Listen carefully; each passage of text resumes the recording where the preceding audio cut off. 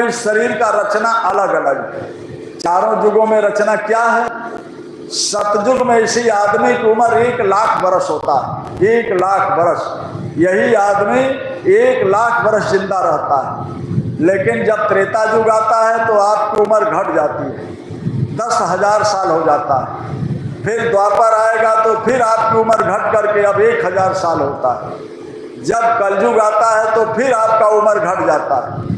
अब कलयुग में आपका उम्र साल में नहीं मिलता है, ये साल में नहीं। अब जो श्वास आप ले रहे हो, ये श्वास की पूंजी आपको गिनती से मिलता है। ये जो श्वास आप ले रहे हो इस कलयुग में गिनती से आपको दिया जाता है। कितना श्वास मिलता है?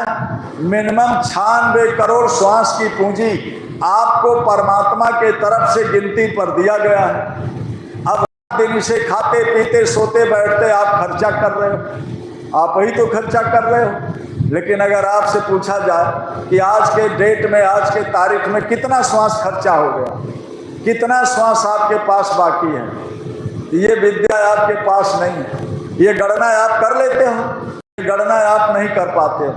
बड़े ध्यान से समझो। आप मानव शरीर आपको मिला, माने आत्मा को मिला है। श्वास की पूंजी आपको मिली, आत्मा को मिली है। खर्चा भी आप ही रोज कर रहे हो, खाते पीते सोते बैठते। लेकिन ये आपको जरा सा भी ज्ञान नहीं है कि हमारा कितना श्वास खर्चा हुआ, कितना बाकी है। आप डॉक्टर हो, इंजीनियर हो, IAS PCS हो, आप चाहे बन जाओ, आप वैज्ञानिक बन करके हवाई जहाज उड़ा सकते हो। लेकिन कितना श्वास खर्चा हो गया, कितना श्वास बाकी है, ये विद्या नहीं। अब इसका ज्ञान कराता कौन है? इसी के लिए सच्चे संत महात्मा फकीर की जरूरत है। उनके पास ऐसी विद्या है कि आप ही नहीं, सभी का आपको ये ज्ञान हो सकता है।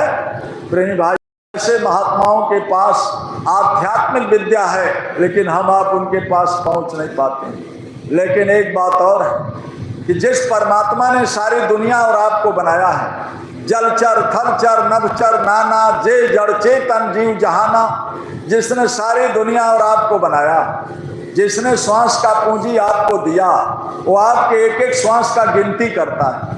कैसे करता है? आपके दोनों कंधे पर 2 दूत बैठा देता है। आप सबके दोनों कंधे पर 2 सिपाही, 2 दूत बैठे हुए हैं। कब बैठाए जाते हैं? जब माँ के पेट से बच्चा बाहर आता है, ठीक समय पर दोनों कंधे पर 2 दूत। शास्त्रों में इनका नाम लिखा है चित्रगुप्त। ये गुप्त रूप से आपके कंधे पर बैठे हुए इस समय भी बैठे हैं, लेकिन आप इनको देख नहीं सकते हो, इन आंखों से नहीं देख पाते।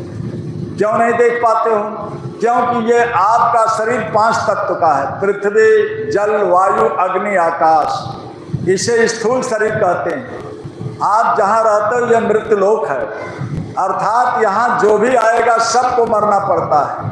इसीलिए राम आए तो मरना पड़ा, कृष्ण आए तो मरना पड़ा, कबीर रैदास मीरा पलटू जो आया सबको मरना पड़ता है। इस धरती का नाम ही है मृत्युलोक। प्रेमी भाइयों, लेकिन आपके दोनों कंधे पर जो 2 सिपाही, जो 2 दूत बैठे हैं, इनका शरीर 17 तत्व का है। कौन कौन सा? 10 इंद्रियां, 4 अंतःकरण, 3 गुण, रजोगुण तमोगुण सतोगुण। इस 17 तत्व के शरीर को लिंग शरीर कहते हैं। इसी 17 तत्व के लिंग शरीर में देवी देवता भी रहते हैं। देवी देवताओं के रहने का स्थान स्वर्ग और वैकुंठ लोक है, जिनको आप इन आंखों से, चरम चक्षु से नहीं देख पाते हो, लेकिन वो देवी देवता आपको बराबर देखते हैं। इसी तरह से ये दोनों सिपाही, दोनों दूत को आप नहीं देख पाते हो, ये दोनों आपके कंधे पर बैठे हुए आपको बराबर देखते हैं। लेकिन इन दोनों सिपाहियों का काम क्या है? ये दोनों दूत क्या काम करते हैं? बड़े ध्यान से सुनिए। ये दोनों दूत आपके कंधे पर बैठकर लगातार आपके एक एक कर्मों का लिखा पढ़ी करते हैं। एक एक कर्म आपके फोटो सहित छप रहे हैं। दोनों के हाथ में वीडियो कैमरा लगा है। ये बाहर वाला कैमरा नहीं, वो कुदरती है, उसे बिजली बैटरी की जरूरत नहीं है।